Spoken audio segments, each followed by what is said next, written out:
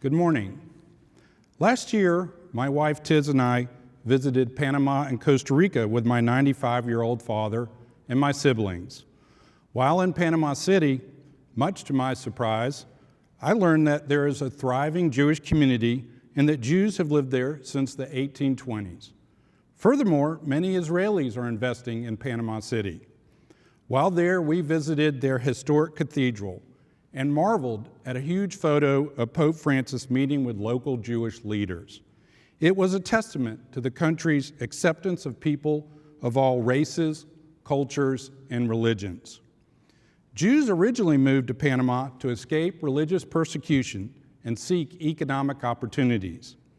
This is just one example of far too many in our history of the Jewish people facing severe adversity and showing incredible resilience. From our exodus out of bondage in Egypt to the destruction of the temples in Jerusalem, from the persecution of the Jewish people during the Black Death of the 14th century, when Jews were irrationally held responsible for the spread of disease, to the anti-Jewish pogroms in 19th century Russia, the Jewish people has faced adversity at the highest level and has time and again overcome it, gotten stronger, and thrived. Indeed, the state of Israel became a beacon of hope after the horrors of the Holocaust, arguably the most horrific human tragedy in the history of mankind. The trials of our time do not compare to the events I just mentioned, yet it is no secret that many of our temple families are facing challenges right now. I hear every day of struggles that you are experiencing: the need for health care, child care, education, and job security. The rise of anti-Semitism, concerns about racial injustice, and other divisions in our society are weighing heavily on our minds. Many have been forced to make tough decisions around these and other issues with limited options. We cannot be with our loved ones in person to celebrate Simchas, and we cannot gather to pay our respects to the dearly departed. The struggles are real, the pain is real, the fear is real. And I want you to know that Temple, our clergy and staff, our leaders, and members of the community are here to listen and help however we can. You are not alone, just call. As our forefathers and mothers demonstrated, I know that we have and we will continue to respond with resilience, with compassion, and with fortitude to our challenges and emerge as a stronger community. Here are a few ways that Temple Bethel is laying the foundation for the future. First, we have a well-developed plan for reopening our building. This plan follows local and state guidelines and collaborates with our Shalom Park partners to have a consistent approach across the park. The plan includes multiple phases which provide for a progressive approach, with certain staff and congregational uses permitted initially, but not others.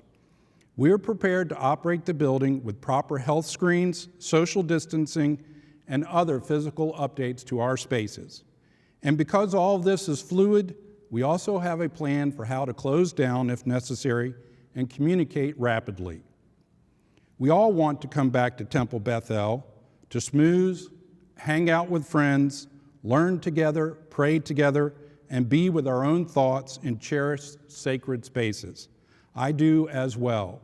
I believe being in each other's presence and within the shadow of our sacred ark will indeed lift us up and refresh our souls as we face these challenges. At the same time, I've said it before and I will say it again, Temple Bethel is not a building, but a group of people who believe in the power of praying together, learning together, and acting together to transform our lives. Accordingly, we will continue to grow the variety of programs and opportunities to connect, regardless of the physical spaces we occupy. We are offering incredible opportunities for personal reflections, meditation, learning, and social experiences. You can participate in our congregation-wide book discussion, attend a Brotherhood or Spice meeting, wake up with Cantor Mary on Wednesday mornings, participate in Uptown Study from home during the week, lunch and learns with Rabbi Knight, tribe get-togethers, discuss issues around racial inequity, play online trivia with the porch, dive into learning Hebrew, sing with Miss Patty in a Shabbat song fest, attend our awesome Torah study on Saturday mornings, and follow that with Shabbat worship. Of course, these are a sampling of the offerings in addition to B'nai mitzvahs and holiday celebrations throughout the years. Given all the challenges, our team has met them with flying colors, and we will continue to offer an ample variety of educational, social, and spiritual programs and opportunities. Please do join us. As each week goes by and we deal with the reality of the pandemic, Temple Bethel is constantly adapting. We will use the lessons learned during this pandemic to build a more resilient, flexible, adaptable synagogue model that is people-centric, not building-centric. When it's safe to have in-person worship, we will continue to have a strong online presence for those who cannot or choose not to be here in person. Discussions were underway about our traditional operating model and the need for innovation long before COVID became a household word. This is part of a larger conversation within the Reform movement and organized religion in general. Synagogues must adapt or risk being pushed to the margins. We are fortunate to have clergy who are forward-thinking and challenge the lay leadership to think strategically about our future.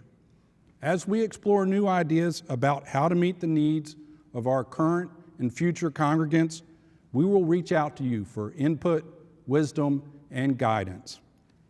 I am optimistic about the future of Temple Bethel. I am optimistic because of each and every one of you.